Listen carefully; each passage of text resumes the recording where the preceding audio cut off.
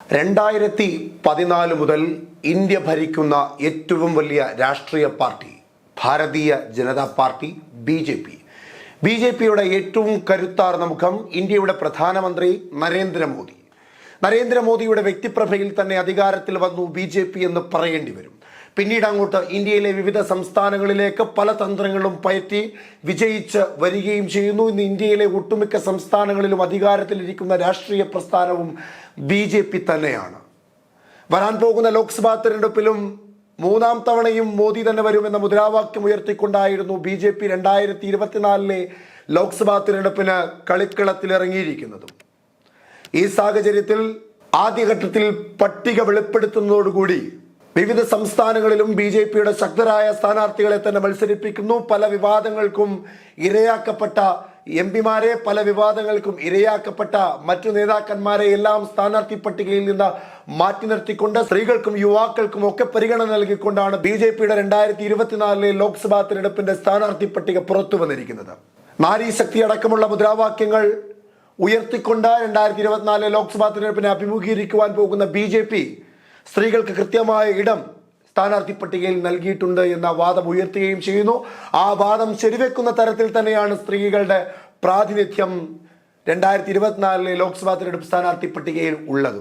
എന്നാൽ വടക്കേ ഇന്ത്യയിൽ ശക്തി പ്രാപിച്ചു നിൽക്കുന്ന BJPക്ക് തെക്കേ ഇന്ത്യയിലേക്ക് വരുമ്പോൾ കർണാടകയിലും തമിഴ്നാട്ടിലും കേരളത്തിലും അടക്കമുള്ള ദക്ഷിണേന്ത്യൻ സംസ്ഥാനങ്ങളിലൊന്നും ഇടമില്ല എന്നുള്ളത് വളരെ ശ്രദ്ധേയമായ ഒരു കാര്യമാണ്. BJP രഹിതമായ തെക്കേ ഇന്ത്യയിൽ BJPയുടെ വേരിറക്കണമെന്ന ഉറച്ച തീരുമാനത്തോടു കൂടിയാണ് ഇക്കുറി തെക്കേ ഇന്ത്യയിൽ സ്ഥാനാർത്ഥി പട്ടിക നിർണയിച്ചിട്ടുള്ളത് BJP. നാളിതുവരെ ഒരു MPയെ പോലും ലഭിച്ചിട്ടില്ലാത്ത കേരളത്തിൽ നിന്ന് 6 A+ മണ്ഡലങ്ങൾ കണ്ടെത്തി ആ 6 A+ മണ്ഡലങ്ങളും ശക്തരായ സ്ഥാനാർത്ഥികളെ തീരുമാനിച്ചുകൊണ്ട് അധികാരത്തിലെത്തണം. BJPയുടെ ഒരു MP എങ്കിലും കേരളത്തിൽ നിന്നുണ്ടാകണം. അങ്ങനെ ഒരു MP ഉണ്ടായാൽ ആ MPക്ക് കേന്ദ്രമന്ത്രി പദം വരെ കൊടുക്കുമെന്ന ഗ്യാരണ്ടികൾ നൽകുന്നു. മോദിയുടെ പല ഗ്യാരണ്ടികൾ നൽകുന്നു. വനിതാ സമ്മേളനങ്ങൾ നടത്തുന്നു. നിരന്തരം കേരളത്തിൽ വന്നുപോകുന്നു. കേരളത്തിലെ ജനങ്ങളെ അഭിസംബോധന ചെയ്ത് സംസാരിക്കുന്നു. അങ്ങനെ എല്ലാ തരത്തിലും കേരളത്തിലേക്കും BJPയുടെ പേര് കുറച്ചുകൂടി ശക്തമാക്കുവാനുള്ള തന്ത്രപരമായ നീക്കങ്ങൾ നിരവധി നടത്തിയിട്ടുണ്ട് BJP. ഈ സാഹചര്യത്തിൽ 2024 നരേന്ദ്രമോദി വാരണാസിയിൽ മാത്രമല്ല മത്സരിക്കുക, തമിഴ്നാട്ടിലെ രാമനാഥപുരത്തും മത്സരിക്കുമെന്നൊരു വാർത്ത ആദ്യഘട്ടങ്ങളിൽ പുറത്തു വന്നിരുന്നു. എന്നാൽ ഇന്നലെ ലോക്സഭാ തെരഞ്ഞെടുപ്പിൽ മത്സരിക്കുന്ന സ്ഥാനാർത്ഥികളുടെ പട്ടിക പുറത്തു വന്നപ്പോൾ നരേന്ദ്രമോദിയുടെ പേര് വാരണാസിയിൽ മാത്രമാണ് ഉണ്ടായിരുന്നത്. അതെ, നരേന്ദ്രമോദി 2014 പോലെ 2019 പോലെ വാരണാസിയിൽ സ്ഥാനാർത്ഥിയായി നിന്ന് മത്സരിക്കുന്നു. പക്ഷേ രാമനാഥപുരത്ത് ആര് മത്സരിക്കും എന്ന ചോദ്യമായിരുന്നു. എന്നാൽ രാമനാഥപുരത്തും നരേന്ദ്രമോദി തന്നെ മത്സരിക്കും എന്ന സസ്പെൻസ് ഇപ്പോഴും നിലനിർത്തുകയാണ് പാർട്ടി. അതിന് കാരണം മറ്റൊന്നുമല്ല, നിലവിൽ പുറത്തു വന്നിരിക്കുന്ന സ്ഥാനാർത്ഥി പട്ടികയിൽ തമിഴ്നാട്ടിലെ സ്ഥാനാർത്ഥികളുടെ വിവരങ്ങളൊന്നും പുറത്തു വന്നിട്ടില്ല. രണ്ടാം ഘട്ട സ്ഥാനാർത്ഥി പട്ടിക പുറത്തു വരുമ്പോൾ, തമിഴ്നാട്ടിലെ സ്ഥാനാർത്ഥി പട്ടികകൾ പുറത്തു വരുമ്പോൾ അതിൽ രാമനാഥപുരത്ത് നരേന്ദ്രമോദിയുടെ പേരുകൾ ഉണ്ടാകുമെന്ന സസ്പെൻസ് ഇപ്പോഴും നിലനിൽക്കുകയാണ്. അങ്ങനെ ഉണ്ടായാൽ നിരവധി ഗുണങ്ങളാണ് BJPക്കുള്ളത്. 2019 ലോക്സഭാ തിരഞ്ഞെടുപ്പിൽ അമേഠിയിലും വയനാട്ടിലും മത്സരിച്ച രാഹുൽ ഗാന്ധി വയനാട്ടിൽ മത്സരിച്ചത് കൊണ്ട് തന്നെ ആ തരംഗത്തിൽ 20 ലോക്സഭാ മണ്ഡലങ്ങളിൽ 19 ലോക്സഭാ മണ്ഡലങ്ങളും UDF പിടിച്ചതുപോലെ നരേന്ദ്രമോദി തമിഴ്നാട്ടിലെ രാമനാഥപുരത്ത് മത്സരിക്കുകയാണെങ്കിൽ തെക്കേ ഇന്ത്യയിലെ കുറേയേറെ ലോക്സഭാ മണ്ഡലങ്ങളിൽ BJPക്ക് വിജയിക്കുവാൻ സാധിക്കുമെന്ന ആത്മവിശ്വാസത്തിലാണ് നിലവിലുള്ളത്. അതുകൊണ്ട് BJPയുടെ സ്ഥാനാർത്ഥിയായി വാരണാസിയിൽ മാത്രമല്ല തമിഴ്നാട്ടിലെ രാമനാഥപുരത്തും നരേന്ദ്രമോദി മത്സരിക്കും, ഇന്ത്യയുടെ പ്രധാനമന്ത്രി മത്സരിക്കും എന്ന വാർത്ത ഇപ്പോഴും സസ്പെൻസായി പുറത്തു നിൽക്കുകയാണ്. 2014 മുതൽ BJPയുടെ സ്ഥാനാർത്ഥി പട്ടിക പുറത്തുവിടുമ്പോൾ ആദ്യം വരുന്ന പേര് നരേന്ദ്രമോദിയുടേതാണ്. അദ്ദേഹം എവിടെ മത്സരിക്കും എന്ന തീരുമാനമാണ് ആദ്യം പുറത്തു വരിക. സ്ഥാനാർത്ഥി പട്ടികയിൽ ഏറ്റവും ആദ്യം നരേന്ദ്രമോദിയുടെ പേര് വെക്കുന്നതിന് ഐശ്വര്യമായി കാണുന്ന BJP പ്രവർത്തകർ 2014 മുതലാണ് അദ്ദേഹത്തിന്റെ പേരുകൾ മുൻപന്തിയിൽ തന്നെ വെച്ച് തുടങ്ങിയത്. 2014 നരേന്ദ്രമോദി മത്സരിച്ചത് 2 ലോക്സഭാ മണ്ഡലങ്ങളിലായിരുന്നു. ഒന്ന് ഗുജറാത്തിലെ വഡോദരയിലും 2 ഉത്തർപ്രദേശിലെ വാരണാസിയിലും. രണ്ടിടങ്ങളിലും മികച്ച ഭൂരിപക്ഷത്തോടു കൂടി നരേന്ദ്രമോദി വിജയിച്ചു വരുന്നു. അതിൽ ഗുജറാത്തിലെ വഡോദരയിലെ MP സ്ഥാനം രാജിവെച്ചുകൊണ്ട് വാരണാസി തിരഞ്ഞെടുക്കുകയും ചെയ്യുന്നു നരേന്ദ്രമോദി. അവിടെ നിന്നുകൊണ്ട് പിന്നീട് ഒരു പടപ്പുറപ്പാടായിരുന്നു.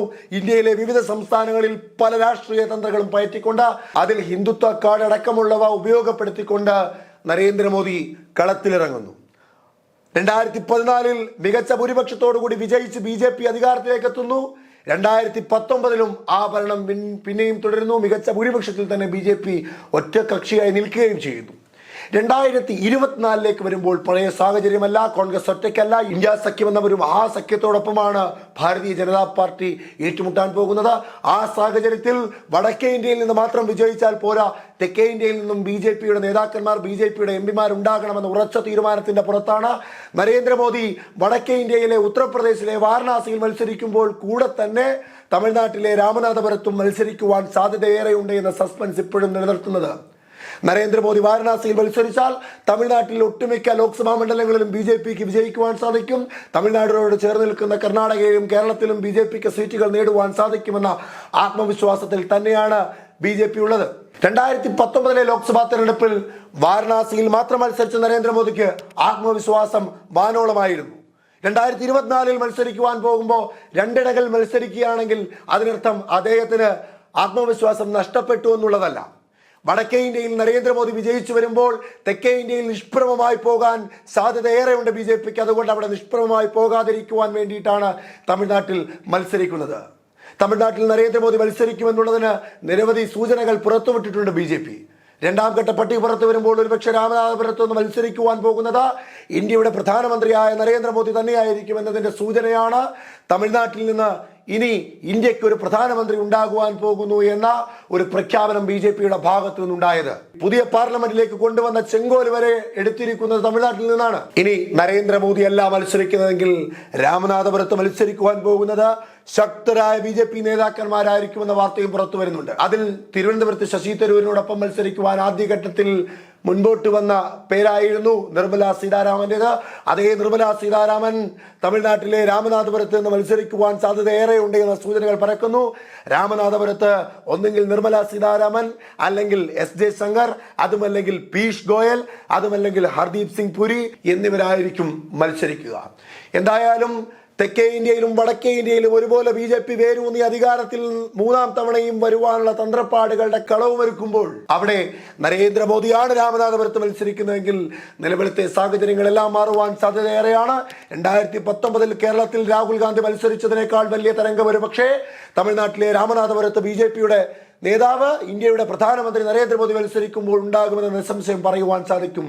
എന്തായാലും അത്തരത്തിലൊരു കരുതിക്കുന്ന ഒരു സസ്പെൻസ് രണ്ടാം BJP സ്ഥാനാർത്ഥി പട്ടികയിലുണ്ടോ എന്നറിയാൻ ഈ ദിവസങ്ങൾ മാത്രം ബാക്കി.